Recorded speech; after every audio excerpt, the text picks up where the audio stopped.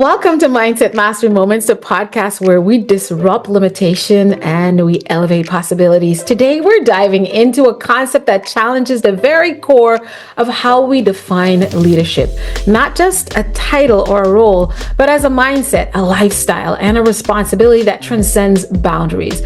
Whether you're leading a company, a classroom, a community, or your own personal transformation, leadership is everywhere, but not all leadership is created equal.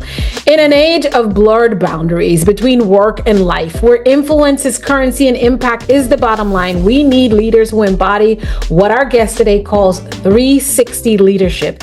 Leaders who owned every aspect of their identity, personally, professionally, spiritually, spiritually, and show up with excellence and not excuses.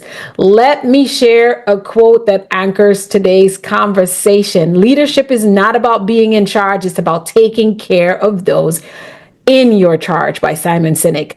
But how do we truly take ownership of our lives and lead from every angle when the world demands productivity over purpose, visibility over values? That's where today's guest comes in, and I am super thrilled. It's been months in the waiting to have my sister friend and global leader, entrepreneur, and all these fantastic things that I'm going to tell you about. You see her here if you're watching us on video with a beautiful, radiant smile and a vibrant spirit. You can feel the energy coming off of her. Her name is Miss Modesta Mahiga. She is a global executive coach, business consultant who helps high-achieving professionals and organizations align with their purpose, elevate their influence, and expand to global impact. Her work spans continents, cultures, blending strategy with soul. She is the host of her very own podcast. Yes, you know, we have phenomenal podcast host here all the time, and she's also the author of powerful resources on leadership and a thought leader on what it truly takes to lead at the highest level, because yes, she herself has done it. So whether she's speaking on 4 levels of leadership development, from self to industry, or coaching clients through extreme ownership, her message is clear. If it's to be, it's up to me. Modesta, again, thank you for being here with us in Mindset Mastery Moments. It's so awesome to finally sit down and speak with you, my sister friend. I am so thrilled to be here, Alisa. And I want everyone to know, before I got on, I had to ask, I said, listen, Your Excellency. Okay, Dr. Alisa Whyte, how do I address you? It's me. Just call me Alisa. And I had to ask that question because what we're going to talk about today, talking about taking extreme ownership, it's not just of driving results, but extreme ownership of who you are, what your purpose is, that you're meant to serve to the world and how you're to be impactful. And part of that is embracing your identity. So Thank you for allowing me to call you Alisa.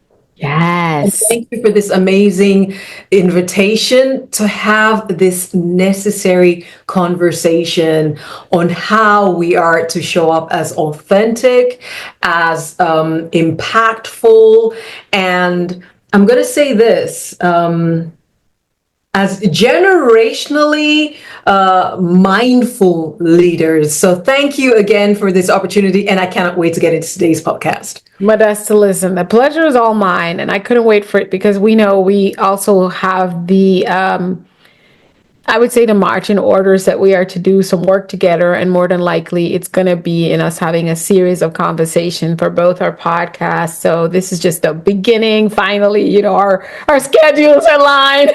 Here we are. So I absolutely am so excited about our conversation. So Modesta, let's take us back a little before we dive into your 360 leadership philosophy that you've created.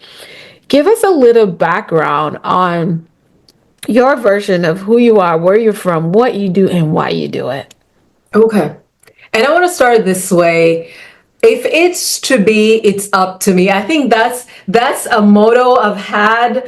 And most recently, my 10-year-old says, Mom, I think keep it moving is another motto that you have in life. And I want to start this way because from when I was a child, Whatever I saw that I felt had to be addressed, Mm-hmm. whether it was inequality, or just a need somebody had, and kids will see a need and will want to bring it home. Can we address this? Can we help so and so? I had this. I guess it's a mindset that, well, It if is. something is going to be done, if someone is going to address it, well, I need to put my hand up. So Yes. I'd volunteer, and not always being welcomed at volunteering to make a difference. I remember being beaten up by quite a few bullies for standing in the gap for other people. That I wanted them to be heard, and I wanted them not to be mistreated.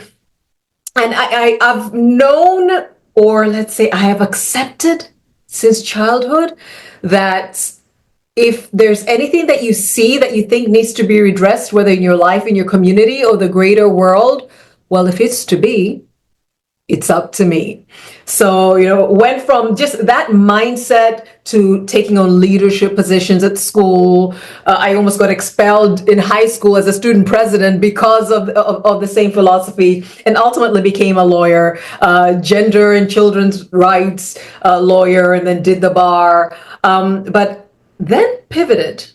So I realized that the things that I wanted to stand with women and with children for, had we gone back and addressed systemic inequalities, especially in economic inequalities. Do you know there's certain things that do not happen? Well, they do not happen too, but they have less of an impact on economically empowered individuals and communities. Absolutely. And I Absolutely. realized what I wanted to take in the courtroom and represent clients would be less of a concern, or at least for less of a population, if I went back, right? Empower them economically. And empower them economically. And Right. so I shifted from, this is what I'm going to do. I'm going to represent women and children and the Right. challenges that they face. I don't want to ever see them going through that again, to saying, listen, if you were to empower them, and if you were to equip them with the skills, whether it's for entrepreneurship or even employability, Yes. certain conversations that are brought into these courtrooms where people can That thrive and be would be corrupt reduced anyway massively, at and least. rob them of their rights anyway, a lot Yes. of these issues would not happen, because they would not allow themselves to be compromised in that way, or they would have more redresses available to them than if you were to wait until they become a victim you need to represent. So my career trajectory changed. And I initially worked in human capital development, but eventually started my own firms. And we can talk a little bit more about that, spanning from media to human resource development to business development. But that mindset shift to, you want to help victims, but how about you focus on supporting, on resourcing individuals, and empowerment then would take care of the challenges that you want to redress later on. Oh, I love that. I love it that you switched from a reactive Yes. mindset to a Yeah. proactive mindset of your own, and realizing where your gift, talents, and abilities would bring the most impact. Yeah. And I feel like that is one of the biggest pillars of self leadership. Yeah. Before you start leading people, Yes. is having a sense of clarity, not just of why you're here, Yeah. but how can I be most impactful? Yes. And also dedicating that to service, knowing that with influence and impact, you will obviously generate income. Yeah. And so that's where entrepreneurship came in, and you're being called by global leaders and organizations to do that work. And that's why we're here to learn from you in 360 leadership. So thank you for sharing that with us. That is very motivational, because that too was how I pivoted in my own career. When I think about sustainability, Yeah. it starts on a personal level, Yes. and each individual for me becomes a well lit lamp, that their bright light. But then when we do it collectively, now it's a whole beam that's coming, right? And so for me, I could have done, like you said, law, and working at a college campus or something. And I remember and I started off my career in preschool. It was like, and I'll say this in my Guyanese way of saying it. Before these people grow up and get hard headed and it's hard to get them to change, let me work with young kids who Yeah. they're still impressionable and soaking it all up Yeah. so that we don't have to make all this course correction for our next generation. So I do believe the earlier we can get them. Now, of course, I don't work directly with young children anymore. That was my time, and I needed that time because it helped me not only understand human development and human psychology, because I did study child development and early childhood education, which exposed me to a lot of the psychological principles and that forming of mindset. And really, so when I decided that my role now is to help people to master their own and then go out and teach it first in your homes and then at your job. So whether you are working as a truck driver, a school bus, a janitorial staff, you will be that light because you have that change mindset that's purpose driven. You're clear on why you're on this earth. And now you're just over here, just lighting up people's candles for them.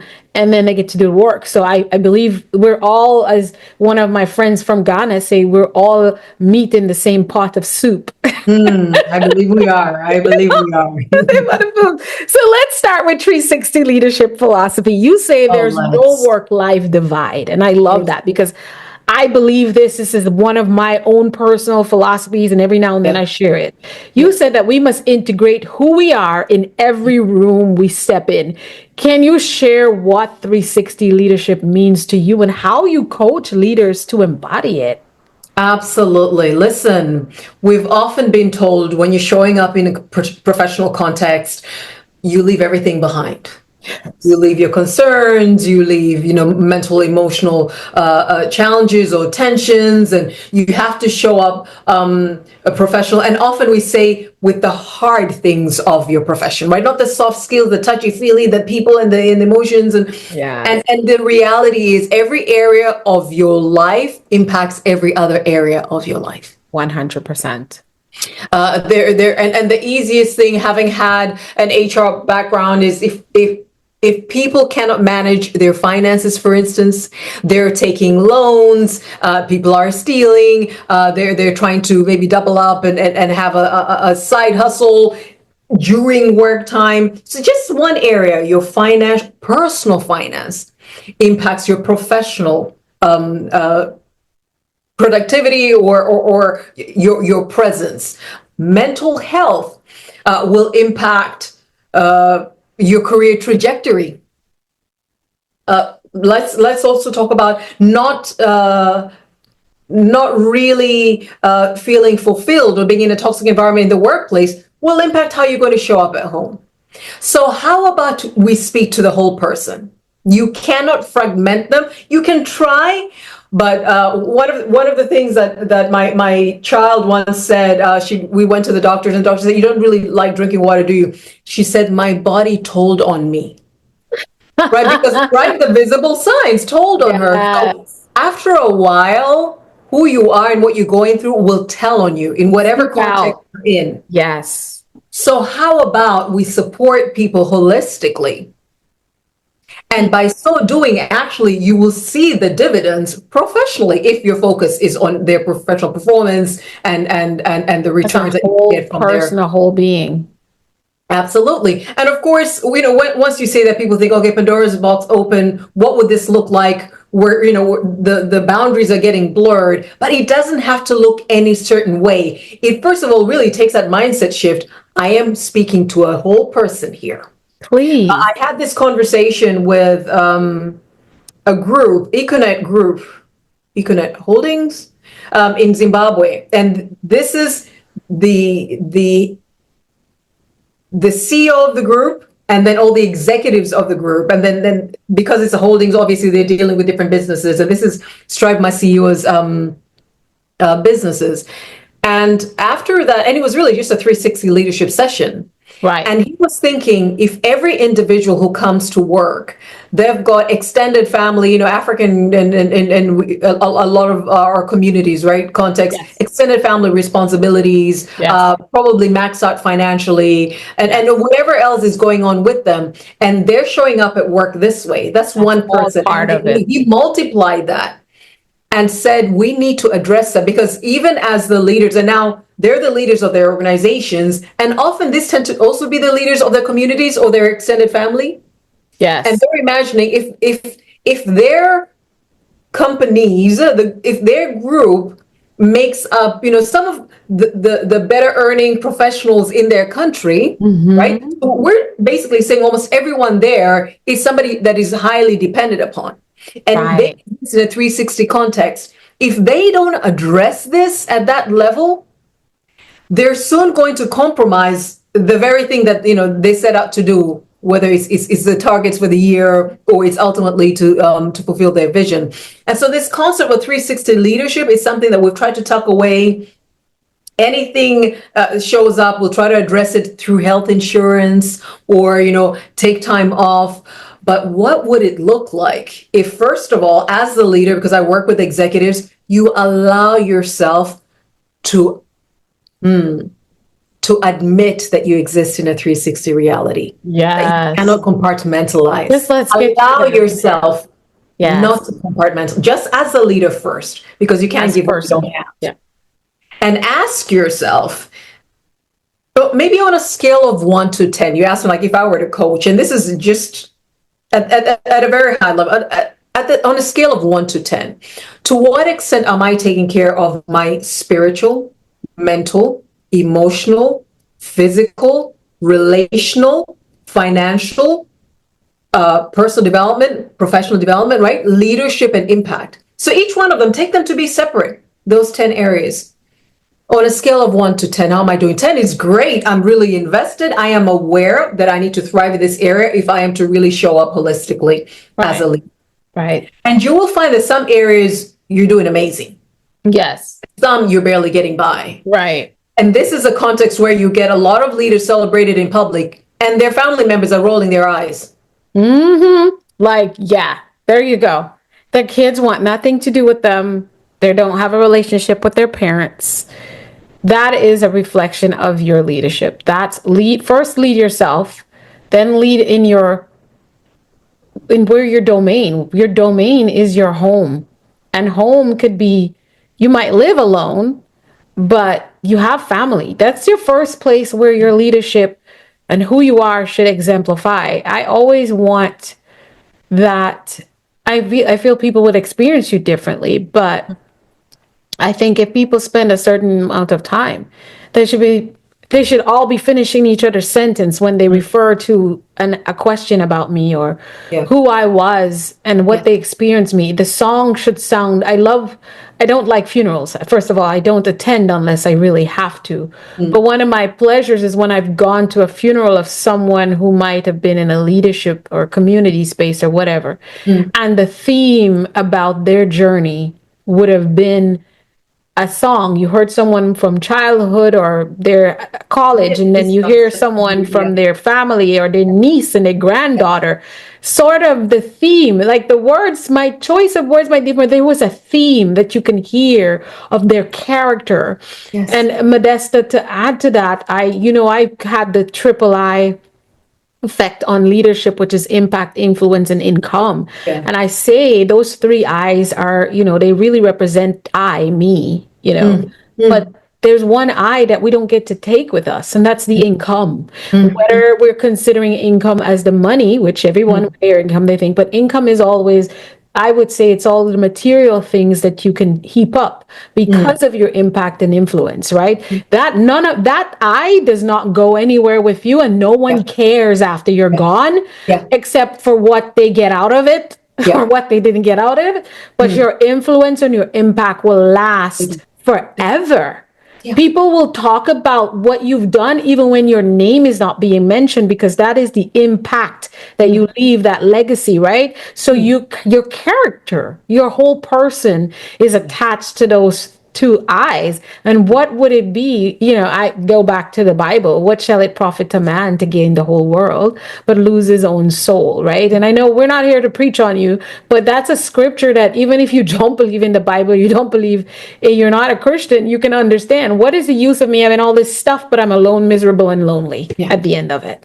Yeah. You lost your soul. So 360 leadership, when I first met you, I'm like, oh my gosh, girl, you have done the thing to bring this to the world, because it's something I am so very passionate. First, lead yourself really and truly.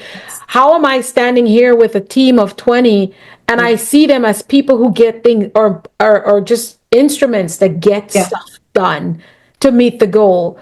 I would get so much more out of them. Number one, if you just want to be selfish, if I just recognize them as a whole being, if time off meant that I would have a fully engaged employee for half the day versus making her come to work because I did not approve her time off to go take her dog for cake and ice cream, because her dog is who's important to her. Be like, I'm not giving her a day off to take her dog.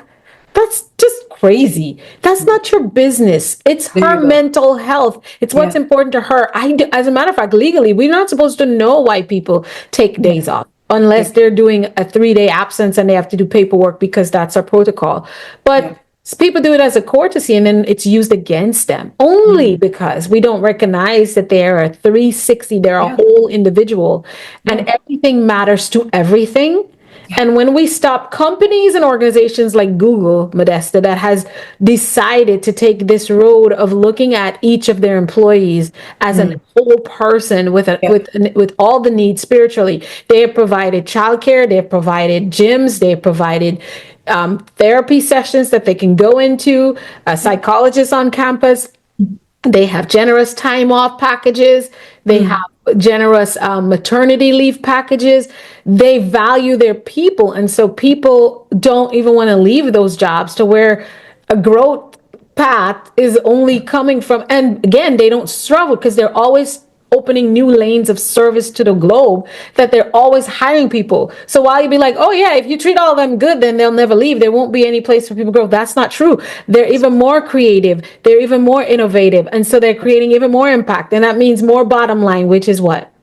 Income for the company. Yeah, absolutely. It's a no-brainer. It's a no-brainer, and in all contexts. It is for you and me, but can we get leaders to get it? Well, I mean, this is where data matters, right? People may not agree to this philosophy, they may not subscribe to it, but increasingly so, the stats prove it. This is the way to go.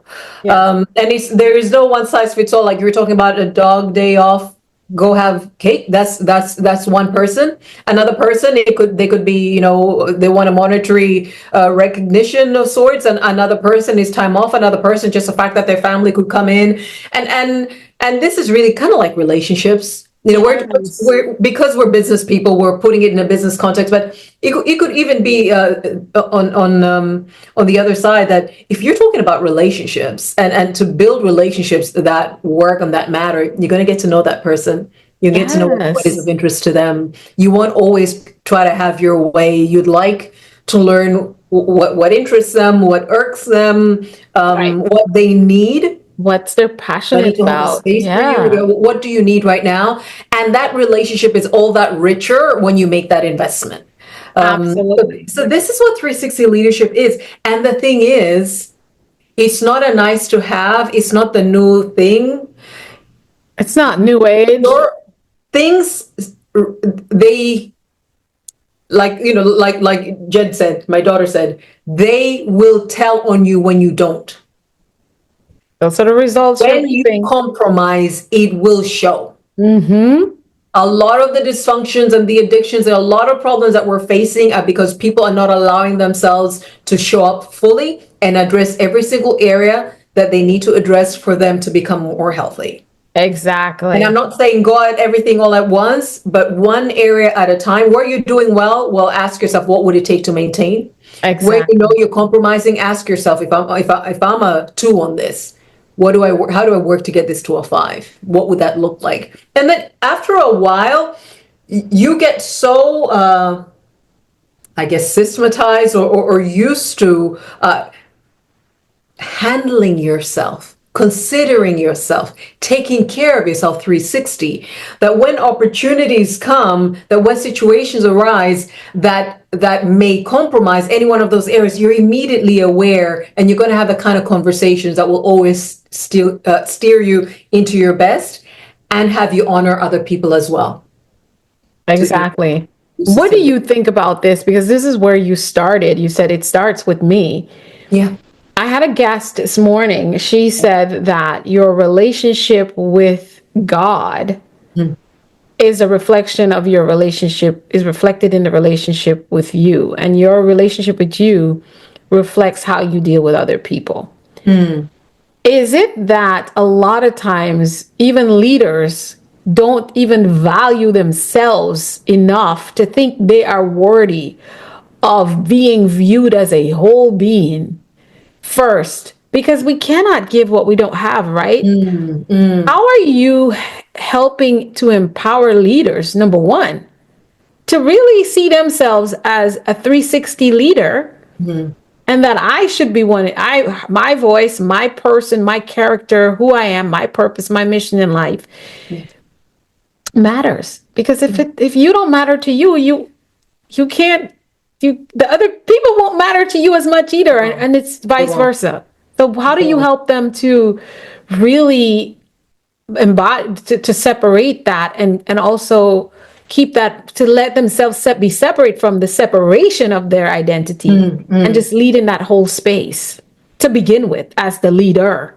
Absolutely. Listen, like you said, you cannot give what you don't have. And something that I have come to notice, not always from the leader, but those under a leader's influence that isn't doing so well, is if they haven't seen themselves as worthy, if they have never advocated for and fought for themselves, if they've just assumed a role and kept on going at it, they're not going to fight for you. You know, sometimes people say they won't fight for me. Do they stand up for themselves? They won't help me on my trajectory. Are they on a trajectory themselves? Yes. Right. So you went back and you were quoting the Bible, or you were making reference to this conversation that you had, and we're told to love others as we love ourselves. You don't love yourself. That is exactly love the problem. others. Right? You don't love yourself, you won't love others. Or you don't love yourself well, you won't love others well. But then it takes a lot to go against the grain, because contemporary management and leadership theory, and even our society is built in such a way, especially when you get into leadership, you don't show vulnerability. Exactly. You don't show weakness. You don't show up too much empathy, because then you're perceived as weak. Stops with you. When you get in that leadership seat, you will die with it. You cannot seem to be weak or need help. And because this is like, think of our societies. The father is infallible. Then the next one up is the mother, if there isn't a firstborn son. Sometimes even the mother is then ignored. Then, you go down the ranks according to age. And in society as well, they're the elders. So there's always this socialization to find yourself on the totem pole. Yes. And often when you start out, you're starting out small and insignificant, supposedly, according to society, until you make it, which is why people have this thing of, it's now my time to eat. I am now on the seat, right? Yeah. And what I've noticed working with leaders in the senior most positions in their fields is they often have the greatest challenges. And I'm talking about personal barriers to effectiveness, to leadership, to management, but they will never admit it. They will fire, they will leave jobs, they will hide, they will do whatever thing it takes than to admit. I'll tell you this, I have a lot of like really high level leaders working with me from where I come from. And I'm in the States at the moment because I am removed from it all. Because they know their weakness will never be known. They would rather pay me personally than take advantage of their company's package, resources, to get a coach and a consultant, because then their stuff might get out there and they cannot be seen to be weak. The question I have for that, though, is that a disadvantage, and is that additional work you're having to do with them?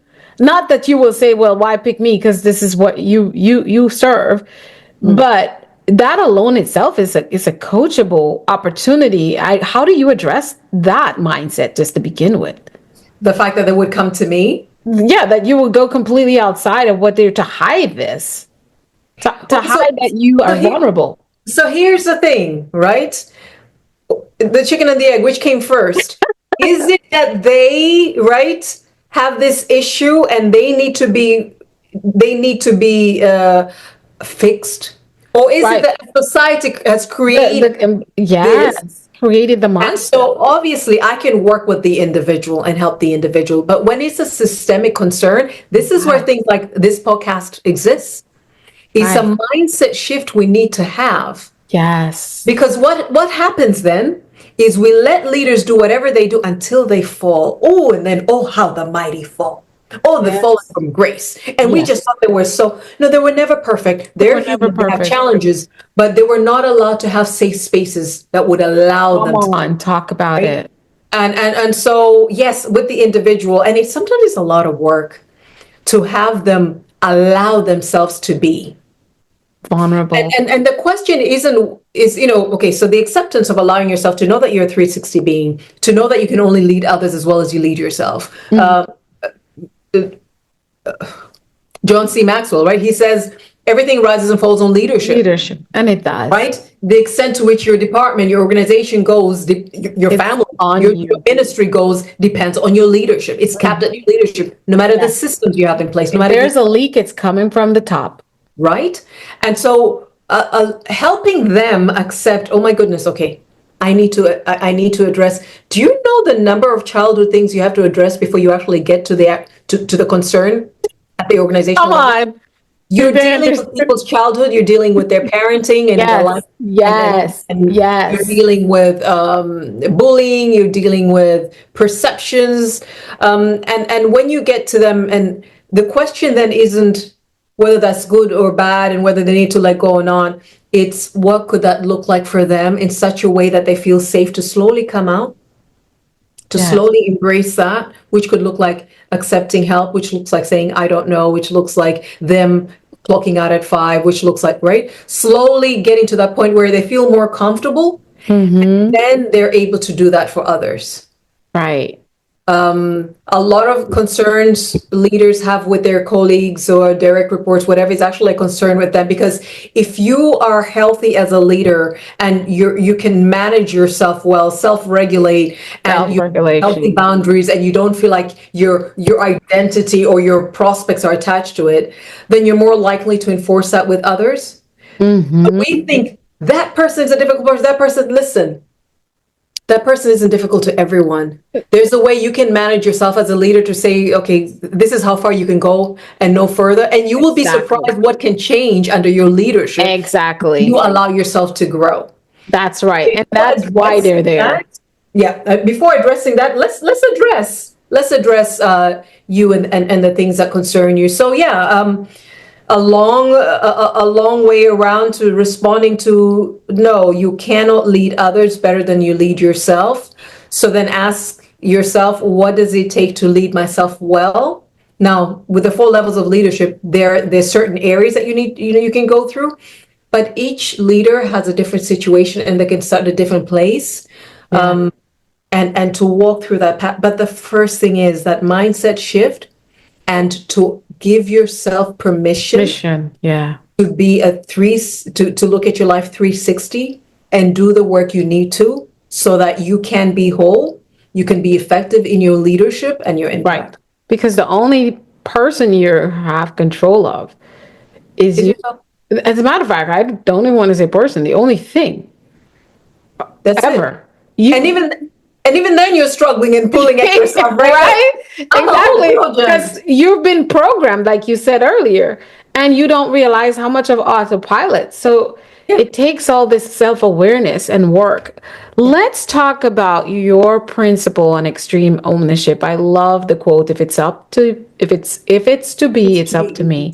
What does extreme ownership look like in your everyday leadership? Thank you for asking that. And I'm going to take a different domain of life to answer that question. I Go want for it. This is your I want show. to take I'm my just here marriage to as an join example. you. I want to take my marriage as an example because this is what I Yes. came to learn, right? When we get married, you're thinking we're doing this, and what I found is you can then get complacent in we and not take ownership as I. Mhm. So there can also be a lid placed on you Yeah. because you only aspire as high as we would go, or you could fall to as low as we would go. Mm. So I realized because often, and again, I'm going into faith, people say it's God, then your spouse, then you, then your children. I was like, no, it's God, then me, then my spouse, Yes. then the children. Yes. Because first of all, I can't even love him as well as I love myself. So I have to love myself. But also, I'm a person who was called to a specific assignment on this earth, right? Right. That doesn't change because I chose to get married and have children. Nope. Nope.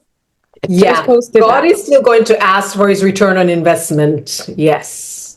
And I'm not going to say, but Lord, I'm somebody's wife. And he's the head of the family. And can't you see the dynamic there? That was going to challenge me. So Yeah. then it really reinforces saying, if it's to be, it's up to me. To me. And another context where I was having a hard time being accepted, not necessarily as a leader, but just this whole dynamic business. And I was young, and I was around the globe doing these things, and it made a certain context I was in uncomfortable. And I thought, I don't need this. I'm going to remove myself and just do me. And I ran a group of 5 companies, and they were doing well, and we were going global. I felt I don't need this. And a friend came to me and said, listen, this is what I know. You're the leader, and they're the people you're meant to influence to get to where this nation is supposed to go. So if you're Wow. a leader, please find whatever you need in your leadership toolkit to make it work. So sometimes that looks like working with people whose influence they're more receptive to. I don't have to be the show. I don't have to be a face of something. So some context, I am influencing the influencers. At Yeah. the end of the day, the job is being done. It's In being some done. contexts, Yes. right, I am the face of things. In some contexts, I get to contribute towards board or policy, right? And Mhm. so what ends up coming out in the system, then, I got to contribute towards that. So Yes. this is what I then came to learn. Whatever the outcome is, I need to remind myself, what is the ultimate outcome? Who am I taking this journey with? What is the reason we're doing this together again? Right? Because Yeah. sometimes you can take it personal. You can Yes. and ask yourself, given who I am dealing with, how do I need to? Because I'm the only person I can control. How do I need to manage myself so that I can have this person collaborate with me, so that we can achieve our ultimate aim? Right. So Exactly. in whatever situation, if it's to be, it's up to me. Sometimes that means I'm marching forward and doing the thing. Yes. Sometimes it means I'm taking a back seat, even when I knew that if I showed up, I could. But if that is not being received, I'll take a back seat, and I'll find out who then would be the voice that would listen to. Yes. Sometimes that doesn't look like me being active in the program. That looks like me contributing toward policy. Yes. Exactly. Sometimes that looks like I'm not even a technical person. That looks like I'm doing awareness in the media. Yes. Yes. But either way, if anything is to move forward, and wrapping this up with the reference to my marriage, I just thought of my single mother of 5 and what she was able to achieve for us. And I'm the 4th of 5. Wow. And then I'm thinking, my husband and I, and we just have 2 children. Would I ever in the future say things didn't happen because, us? No, the kids are like, Mom, what about you? So then I realized, if Yes. it's to be for me, it's up to me. If it's It's to be for my impact, it's up to me. And it's up to me to manage myself, to influence in any way that would serve the cause. If it's to be for my children's future, it's up to me. That whatever that looks, does that look like managing myself in a certain way as a wife? Does that look like getting a support system around me, because I can't always be the present mother Come on. because of the career I've chosen and the path that I've chosen. Yes. But either way, I have to look at myself in the mirror, and I have to account to my Lord that that thing which you entrusted me with, Lord, I did my I utmost. did my best. Yeah. Yeah, I showed up. So controversial a little bit. The question I have for you, Yeah. there is a theory that is perpetrated throughout social media. And here's the thing, leadership is all about this. That's why I love that you brought up your relationship as an example, because I was going to ask for anyway. Uh-huh. But there's a theme that goes around that the person who truly loves you and the person who meant to be in your life Yeah. is going to challenge you, is going to push you, is going to drive you, and da, da, da, da, da. And if they're not doing that, they don't really love you. Well, listen, guys. I was married once, and I got married at age 22, and we separated, and was in the process of divorce at age about 35, just over 35. So that was already, we had been half my life together at that time. And I remember as we got more seasoned, all the pushing and pushing and pushing I did, I would say I was convicted about it. And I wasn't too harsh. I was very, I mean, my ex-husband would say, you were very supportive. You were loving. You tried to make sure I did the best. I just didn't want to do it. That's what he would say. And he said it after, because I apologized long after we were married and divorced. I said, I am so sorry, because I learned better. I know better. And so I may have, in my opinion, I might have broken something in him that I felt me apologizing years later, when for him, or maybe for most people, would say it doesn't really matter. And him, he's saying, you didn't do that. I'm like, well, I don't know, maybe it'll come up later and you'll want to strangle me, and you'll be sitting in a therapy session and be like, yes, she did it to me. So if there's any shot, I want you to know, I recognize it could have harmed you, and I recognize that it was my error. Of course, I didn't know any better. I was trying to do my best, and that's what he would say to me. But just because you didn't know, you're still accountable, right? Yeah. I don't know that as a woman now, who is single and courting, not dating. Dating is when you're trying to figure out a bunch of people. Courting one person.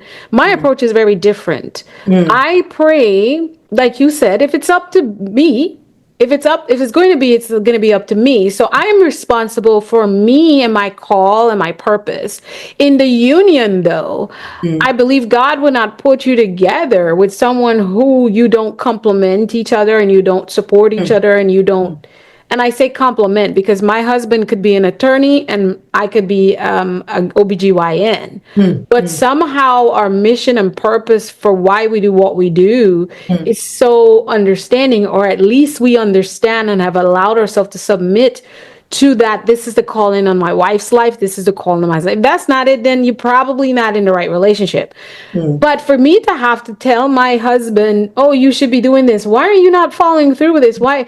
If you're doing that, I don't know that you're helping them either, because they haven't decided if it's going to be, it's up to me, and there's nothing you can do to make them. So tell us a little bit about application wise. What is your take on trying to get people to do things and be things, even if it's a coaching client? Sometimes it's not your husband, it's the person that's paying you 25 grand for 8 months of coaching that wouldn't do any of the things they say they're going to do. You can't make them. That's my take. What's your take? My take is you can not only can you not, if you're to bother to try, should not. You should not. Because whatever it is that you take on at the beginning, you'll have to continue with it.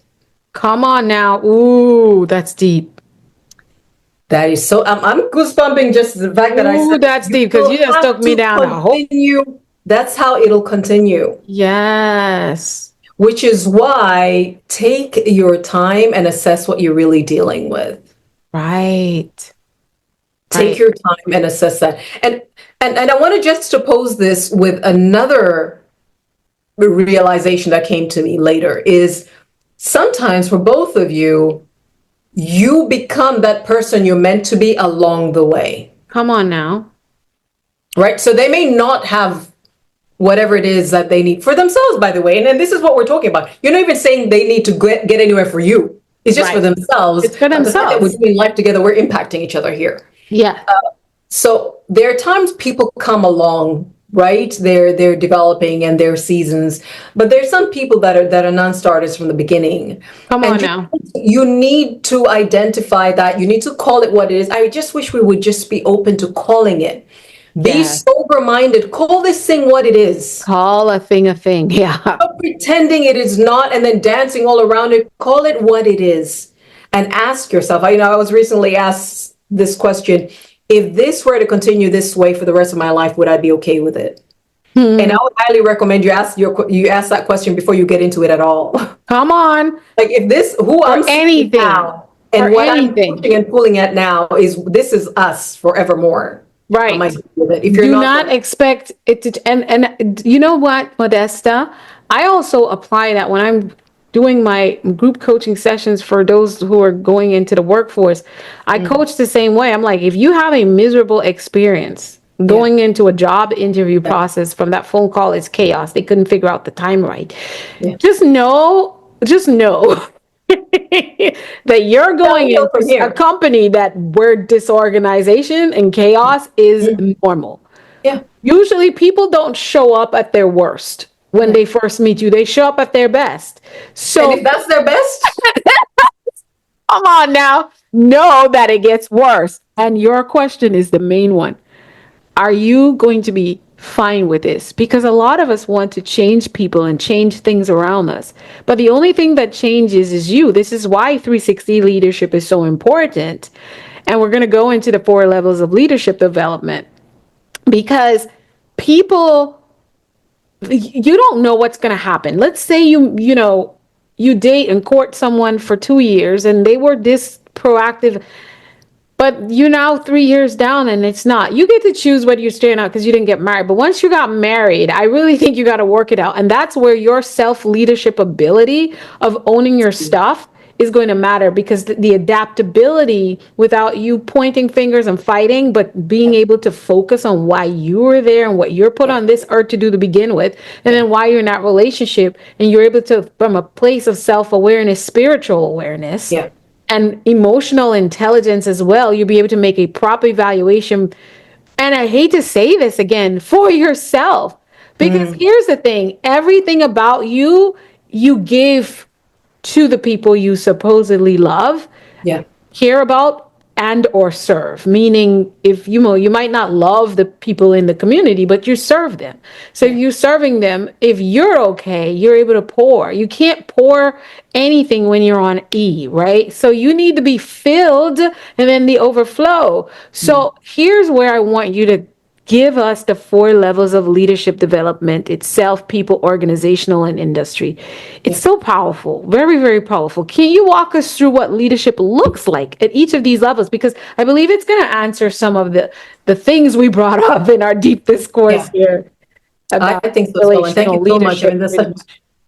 that's such a brilliant way to transition into it, because I wanted to talk about what does it look like when you're working with somebody and you feel like this is a non-starter, whether it's a relationship, Right. professional or personal. And I think that this will be a good place to talk about it as well. What you should look out for, kind of questions to ask. Yes, those are definitely questions we want you to answer. And I thought these pillars would be the spot. Yeah. Absolutely. So the 4 levels of leadership basically say that we go through different levels and they feed into each other. So first of all, it starts with self-leadership. Come on.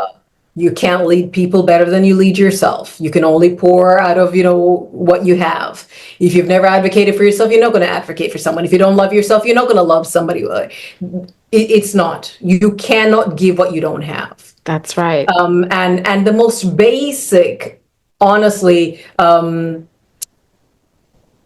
qualities you're looking to grow in self-leadership is character, it's competence, and it's discipline. Character, competence, and discipline. The most basic. She said this are basic. This is why our society, I hate to say this, is struggling, because those basic ingredients are they're not being nurtured and they're not maturing. Yeah. Where are you going? How do you have the audacity to direct somebody else's? And by the way, speaking of people existing in a 360 reality, Do we understand the responsibility of leadership?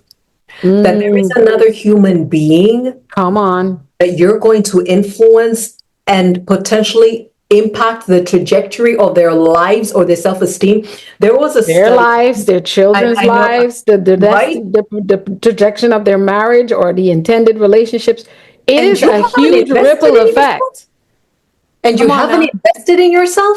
Come Like on. we need to take leadership with a woe is me, God, like right? Like going with a sense of, oh, this is another human being whom you cannot create, who Come some on. circumstances has brought into the same context as you. And by design, maybe by positional, leadership, they defer their own judgment. They're deferring their autonomy as to how they want to move their lives and their careers under you. And you're just Yes. showing up anywhere, you're like,